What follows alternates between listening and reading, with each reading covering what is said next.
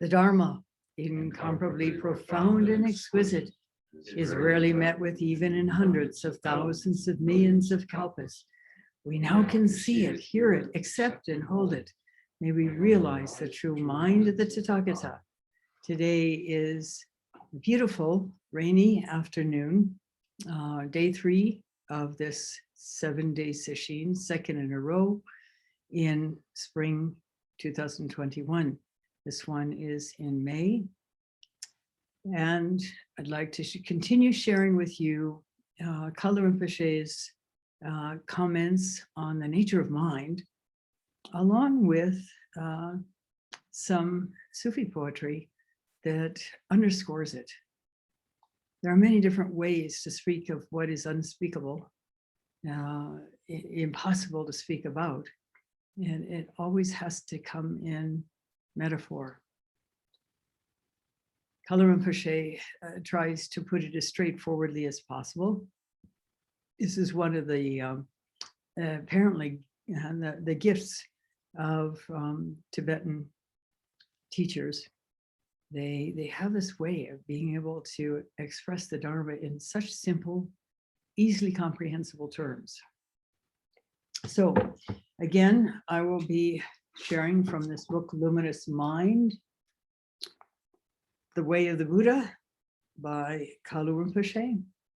And Kalu Rinpoche, as you know, if you heard the other 2 teishos, was a highly regarded Tibetan master, recognized as a tulku as a child, tulku being a reincarnated, highly realized human being.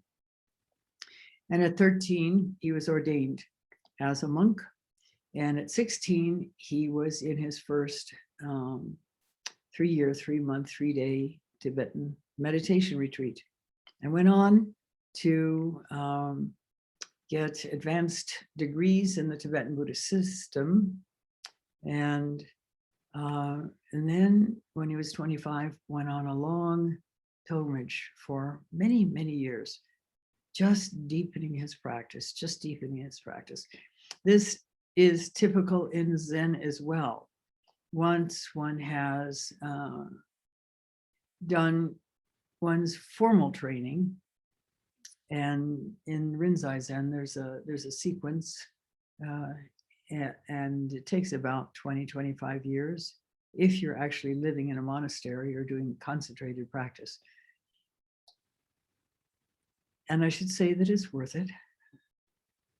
It can seem like a long time, but in terms of becoming increasingly free in our lives, truly free, so that even if adverse circumstances fall upon us, we are still free of them. We're not caught by them. We don't suffer in the way that we would suffer if we hadn't done this deep training and gained the insight, hopefully the very deep insight that one has the potential to gain through this practice. And then it's traditional to go on pilgrimage. This has been traditional all over the world. It's done in among the Tibetan practitioners. It was done in ancient China. It's done in Japan. It's done in at least the lineage I'm trained with, the American lineage I'm trained with, in America. The Rochester Zen Center has a tradition of once a person, particularly if a person is in what I guess you would call a teacher's track, it's known that they're most likely going to become a teacher, a Dharma successor. Then up to a year or even more, one goes on pilgrimage. In my case, I went to Japan after I finished my formal training in Rochester, and trained first for a couple of months at Sogenji, did some sitting with Morinaga Soko Roshi in Kyoto, did Rohatsu Sesshin up in Obama, Japan with Tongan-roshi, and then returned to do long-term training with Harada Shoro-roshi of Sogenji, living at Sogenji for several years, going back every year for several months at a time, and until I could no longer afford to do it, and continuing to train as he comes to the United States. Dogen said, there's no beginning to enlightenment, there's no end to training. There's no beginning to training, there's no end to enlightenment. One can always go deeper. And the view is so much more clear, so much more deep, so much more freeing the deeper we go. There was an analogy that Roshi Kapleau used to quote of a group of people, this nice big group of people were headed up a mountain, and they go along the mountain path, and then there's an opening into a beautiful vista, and people are going, oh my God, look at this view. And a number of them choose to stay and continue to admire the view. The rest of the group continues on higher up the path, and then there's another even better view. And again, the same thing happens. A few people stay behind to enjoy that view. And by the time the summit is reached, there's only a small handful of people that are still climbing. I hope that each one of us continues all the way to the top. And this can take lifetimes.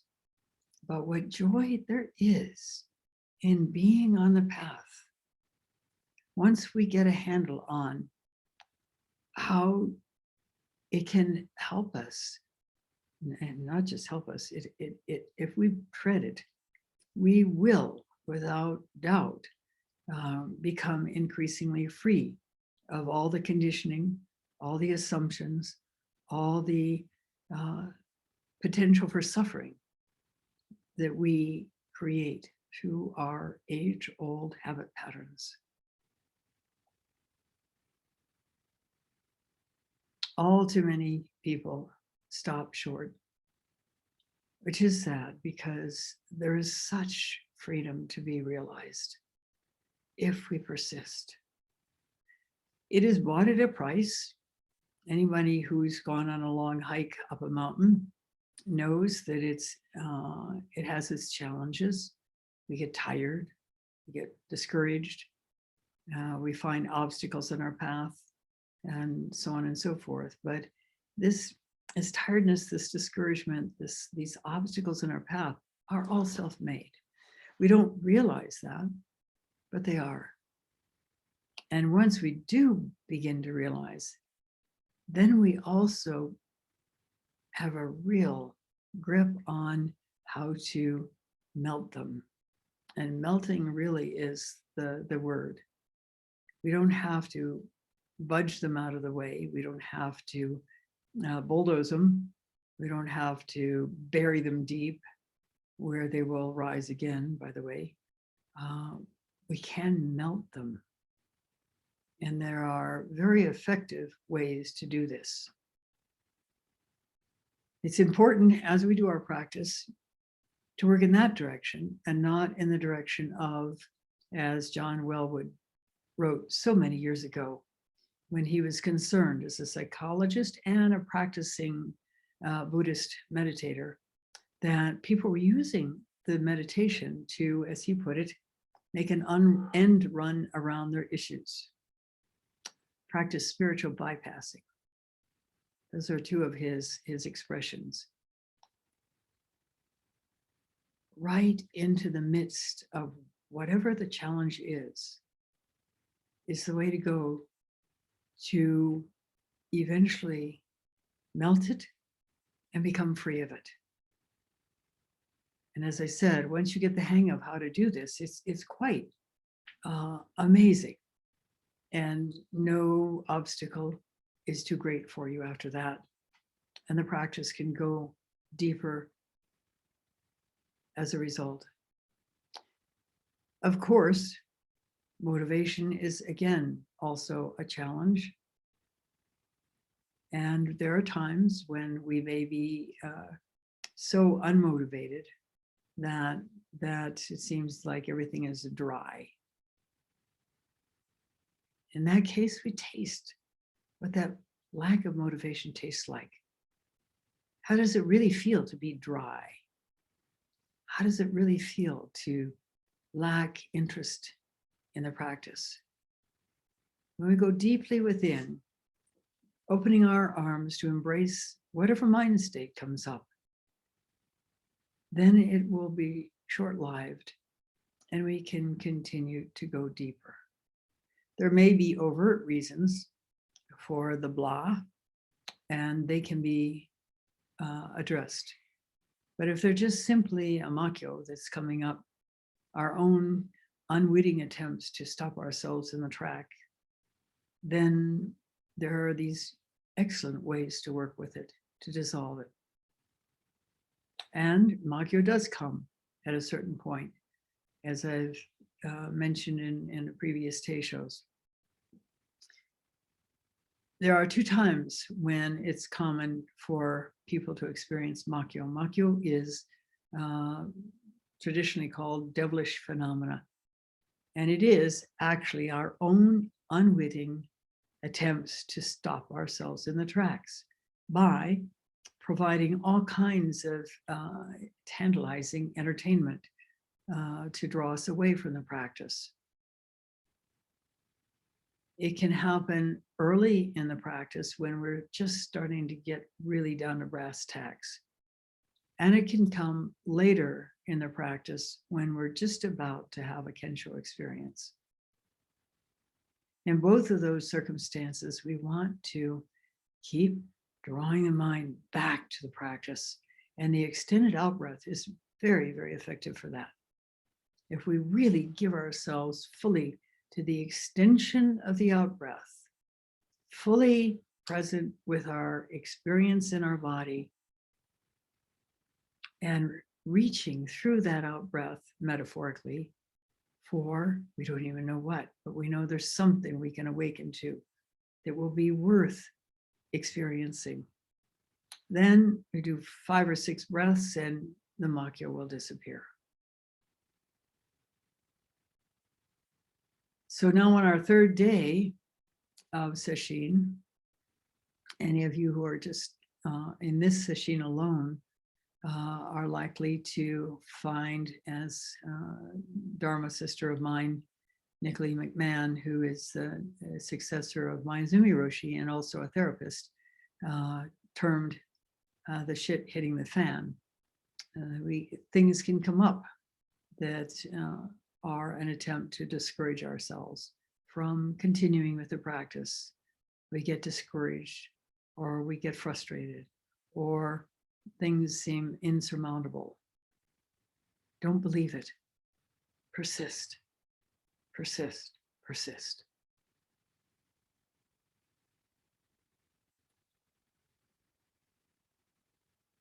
So let's continue with Kalu Rinpoche's speaking about the nature of mind.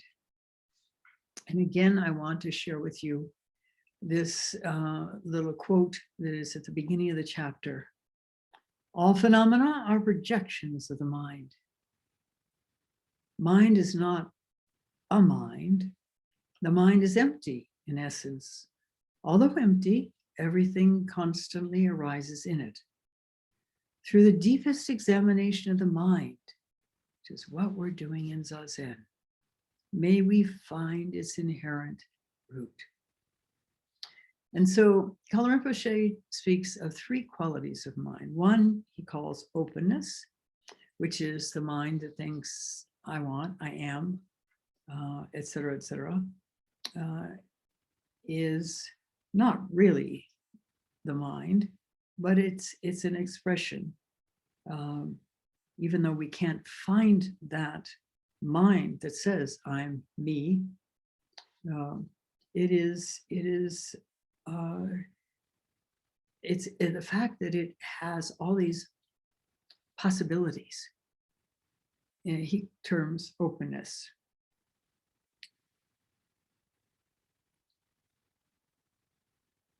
And one of its characteristics is that we can't find it. It has no description possible. It has no boundaries. It has no color. It has no sound. There's nothing we can grab onto that says, this is the mind. And this is this quality of openness.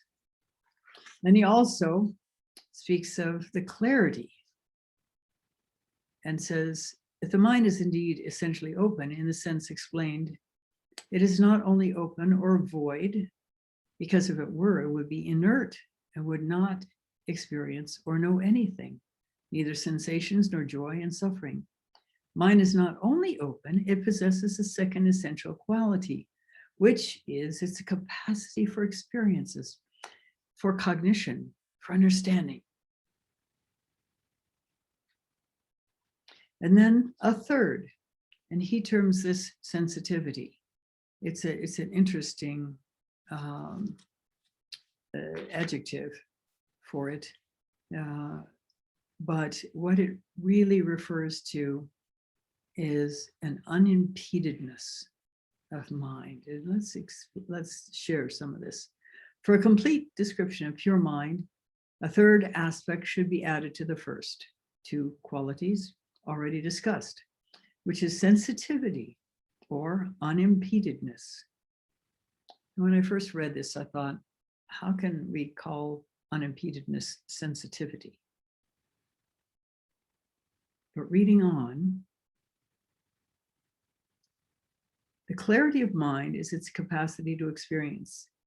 Everything can arise in the mind, so its possibilities for awareness or intelligence are limitless.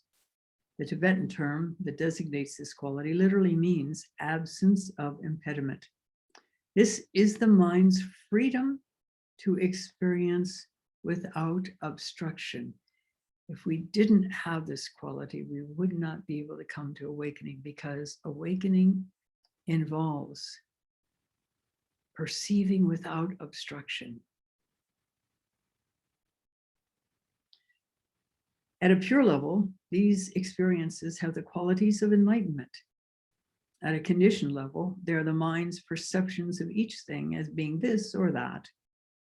That is, the ability to distinguish, perceive, and conceive of all things. The sensitivity corresponds at the habitual dualistic level to all the types of thoughts and emotions arising in the mind, and at the pure level of a Buddha, to all the wisdom or enlightened qualities put into practice to help beings. So pure mind can be understood as follows: in essence, open; in nature, clear; and in its aspects, an unimpeded sensitivity. These three facets, openness, clarity, and sensitivity, are not separate, but concomitant. They are the simultaneous and complementary qualities of the awakened mind. At the pure level, these qualities are the state of a Buddha. At the impure level of ignorance and delusion, they become all the states of conditioned awareness, all the experiences of samsara. But whether the mind is enlightened or deluded, there is nothing beyond it, and it is essentially the same in all beings, human and non-human. Buddha nature, with all its powers and enlightened qualities, is present in each being right now. It's only that we don't recognize it. And so we have to work to uncover it. All the qualities of the Buddha are in our minds, though veiled and obscured, just as a window pane is naturally transparent and translucent, but made opaque by a dense coat of dirt. After some years in Japan, I received an invitation to go to a gathering in India of Western ordained Buddhist women. And this was to be in Bodh Gaya.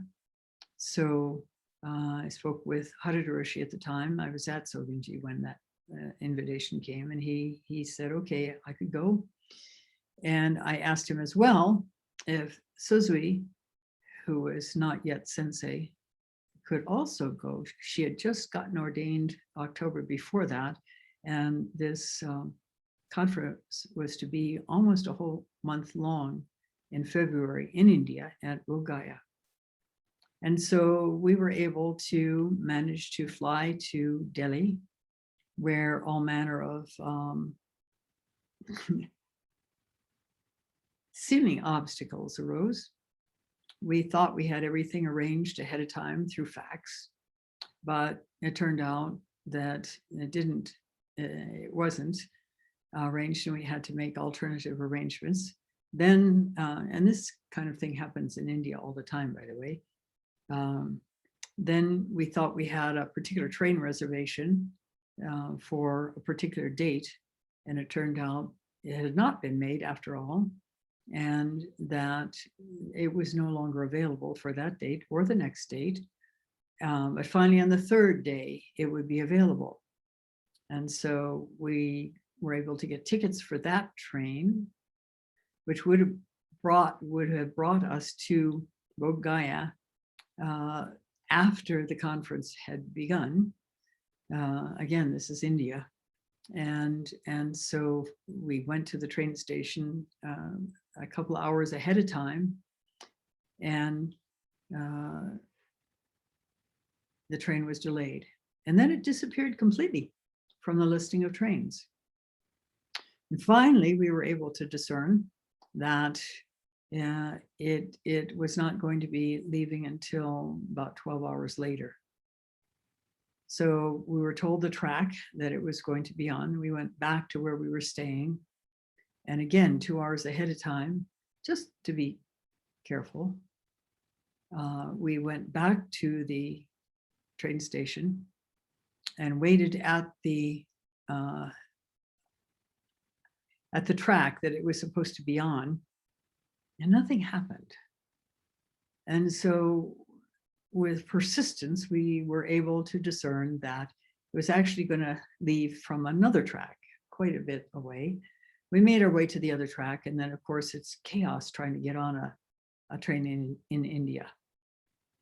We were accustomed to Japanese trains, which travel right down to the second on time, where they are constantly cleaned and fresh, and everything is quite amazing, actually. Well, it's not quite like that in India. We were finally able to press our way onto the train, along with a lot of other people who were trying to get in, even though they didn't have tickets, and found ourselves in a sleeper car that was filled with Japanese men who snored all night long, by the way. It was quite a cacophony. And in Japan, not only are train stations announced ahead of time, both verbally, and there's a readout these days at least, saying what the next station is. But also they even tell you which side of the train to get out of. It's quite nicely organized. So this is a 24-hour train.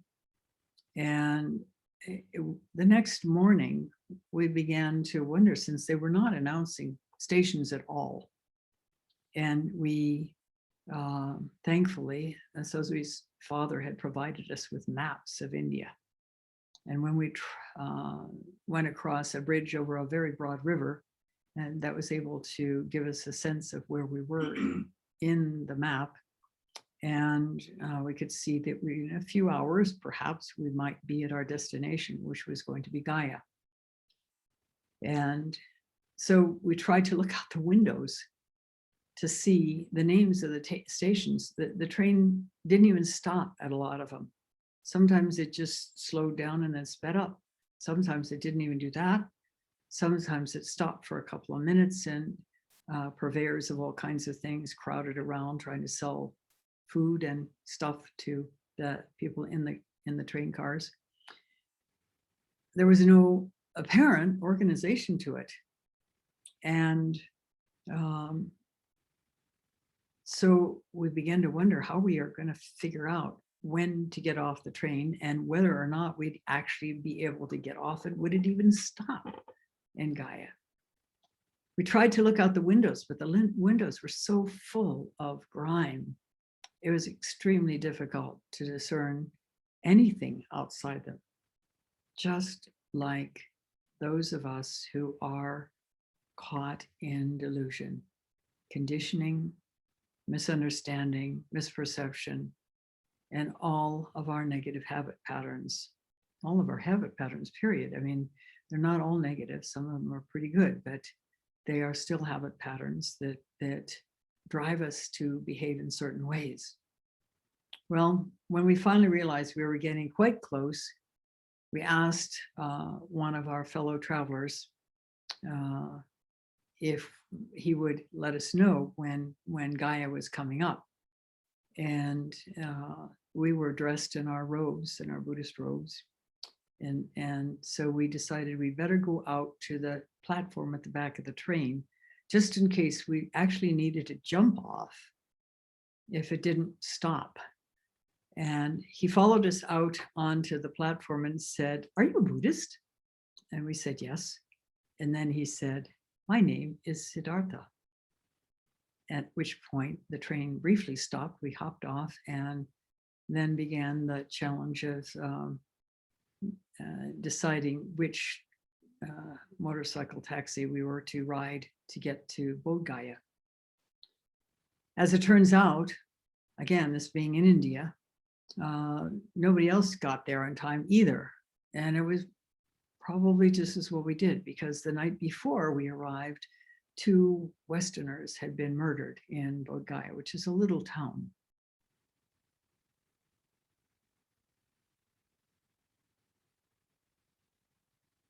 The nature of our mind is amazing. And the more we, so to speak, clean the windows of our mind, I don't know if that's the right metaphor, but anyway, release our dense conditioning, we are able to see more clearly. And in that seeing more clearly, we find that we begin to see through our habit patterns. And in seeing through them, suddenly the impetus to keep them going is lost. And it's easy to let go of habit patterns, of perception, of judgment, of attitude. And as we continue to do this work, we become more and more free, and our innate compassion and wisdom more clearly and readily functions. And our lives change. As we change, our relationships naturally shift in more positive directions. Our interactions with people and things changes in more positive directions. And life becomes less prone to suffering. When challenges arise, they are not the overwhelming challenges that they would have been prior to that. And of course, this is an ongoing process of letting go, letting go, letting go, seeing more clearly, letting go more, seeing more and more clearly, letting go even more. And in this way, this practice is amazing. But when we started, and for some time in the beginning can be the first 10 years easily. In fact, Mitra-roshi wrote In the first 10 years, practice is difficult. In the second 10 years, it's even more difficult. But then it changes. I'm not sure I would go with that declaration. I would say that in the beginning, it is difficult. And then when we begin to get a handle on how to practice and begin to see some obvious results, and results take place before they become obvious. In the early years, we don't recognize what we're letting go of, because it just isn't so obvious. Maybe it's because we have so many things to let go of that, dropping a few here and there doesn't seem to make a dent. But then at a certain point, the practice does change. And it becomes clearly a practice that one wants to continue, because it is so incredibly freeing, bit by bit by bit, breath by breath by breath, maybe is what we should say. So now I'd like to share some of the poetry of Hafiz from a book called I Heard God Laughing. This is renderings of Hafiz by Daniel Ladinsky. And curiously enough, when I lived in Santa Fe, Daniel Ladinsky lived right next door, briefly, but right next door. If I had realized who he really was, and I'm pretty sure he was a Sufi, it would have been interesting to get to know him more so. But unfortunately, his house was robbed rather quickly, and his computer was stolen, and his car was stolen and used by, it was an old car, and used by some of the neighborhood junkies. When the police were able to finally get it back, it was full of gold and silver paint. They'd probably been sniffing paint. And he moved on. He made his living selling rugs, the kind of hand-knotted rugs that one finds in Central Asia and in Persia. At any rate, these are beautiful, beautiful renditions. And let me share just a couple of them because they are so expressive of Zen.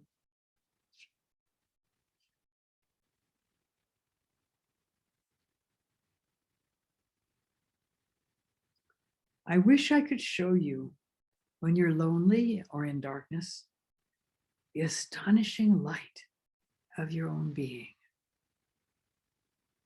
I wish I could show you, when you're lonely or in darkness, the astonishing light of your own being.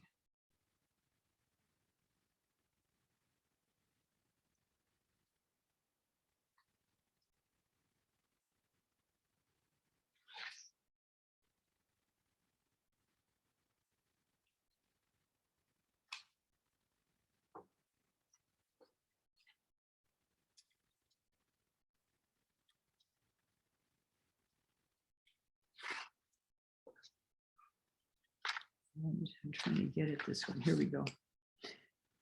Someone calls your name. Someone calls your name in a crowd, and Hafiz too begins to look around. You receive a piece of hoped for foreign mail, and Hafiz too becomes so excited to open it. You lie down with a lover after many days apart, and Hafiz will close his eyes when things get bare and moving, if you ask. My dear, there's something you should think about, and that is, if just an old sweeper of the tavern can truly be so near and intimate with you, how extraordinarily must be your relationship with God. God, God, God. Because God is so close, there's no possibility of having a relationship with God. I am convinced that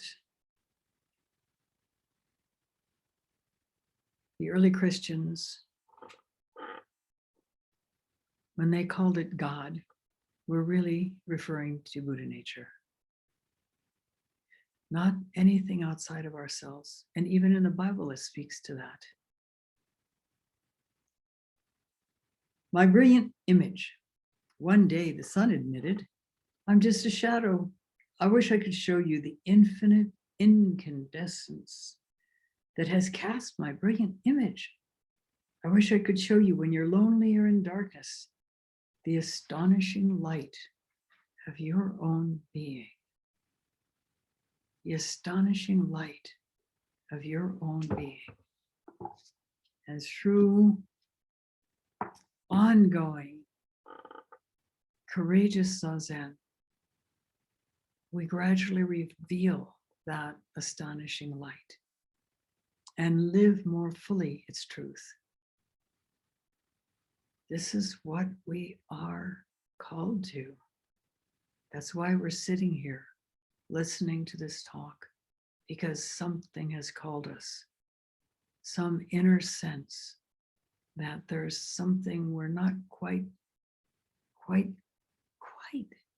in touch with, that we should be, that we always were, and that somehow it slipped through our fingers.